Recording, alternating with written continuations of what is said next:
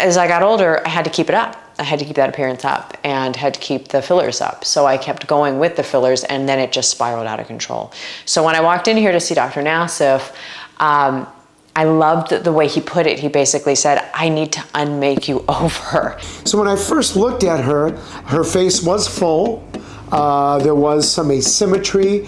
So after my assessment, I said, you know, the first thing we have to do before I can decide what to do with you or for you was to have Laura dissolve all her fillers. Laura is my nurse practitioner, so the goal will be to set up a consultation with Laura to see exactly what we can do to examine where she has fillers and then remove them all. So in order to reverse hyaluronic acid filler, we have to inject a product called hyaluronidase, which is an enzyme that reverses hyaluronic acid. For McKenzie, she had had several sessions of filler and was injected all over the face. So we had to do several rounds of filler reversal for her and try to reverse the filler that was in her under eyes, cheeks, jawline, and nasolabial folds. One challenge with reversing filler, especially in the under eye area, is that this reversal can dissolve all hyaluronic acid, including your body's natural hyaluronic acid. So you can experience thinning of skin and a more crepey skin texture after filler reversal. It is important to dissolve the hyaluronic acid filler before surgery so Dr. Nassif can assess Mackenzie's own anatomy without the filler interfering or changing her look. And it was amazing to watch because as Laura dissolved the fillers, it was incredible to look in the mirror and go, wow, I see the difference, and I see where the fillers had migrated and had created a lumpiness in my face and in places where they shouldn't have been, and they shouldn't have been placed because I'd gone to the wrong injector. Already I gotta say, even just having my fillers dissolved has helped the confidence, because I've seen in the areas where they were injected in the wrong areas and in the wrong places, seeing them dissolved has already given me a little bit of confidence back, because I'm seeing some of my natural self come back.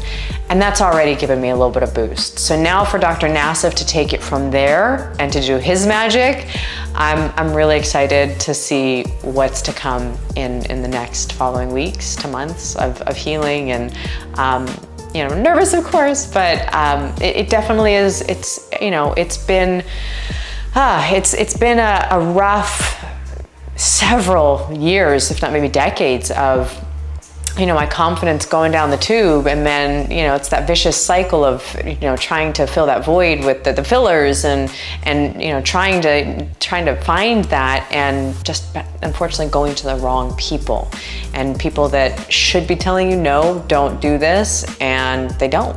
They say, yeah, sure, because that's what some people do.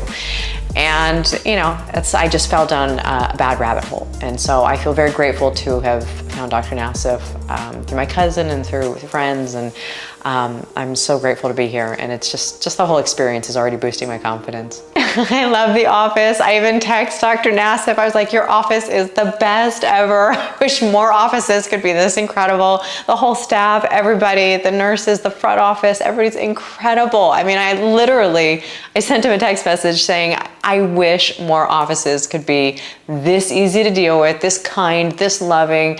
You know, this is no joke of a surgery too. This can be really scary. It is scary. It's surgery. Nobody likes going into surgery. But put surgery aside, everybody's just amazing. What a transformation of McKenzie following the removal of all the fillers.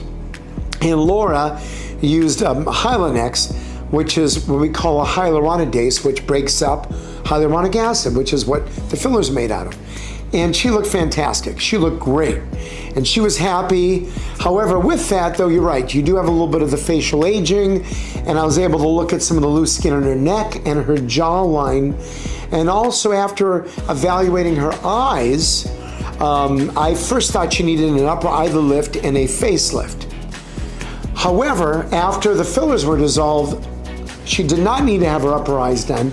She basically needed what we call a endoscopic brow lift, where I make small incisions in the hairline, use an endoscope, and elevate the eyebrows, especially over here in the lateral aspects, furthest away from the center. In addition, she needed a facelift. She did not need, which was so great, we did not need to have to do what we call a platysmoplasty, where you make an incision here and tighten the muscles. Because of the way her neck anatomy was, I was able, in my thoughts of the surgical plan, is to lift her neck from the side and then lift this ear, the jawline and the middle part of the face up in a deep plane facelift. So my final plan was a deep plane facelift and an endoscopic brow lift. That's what I thought that McKenzie could use to help with rejuvenation, make her look more refreshed, but again, not change her looks.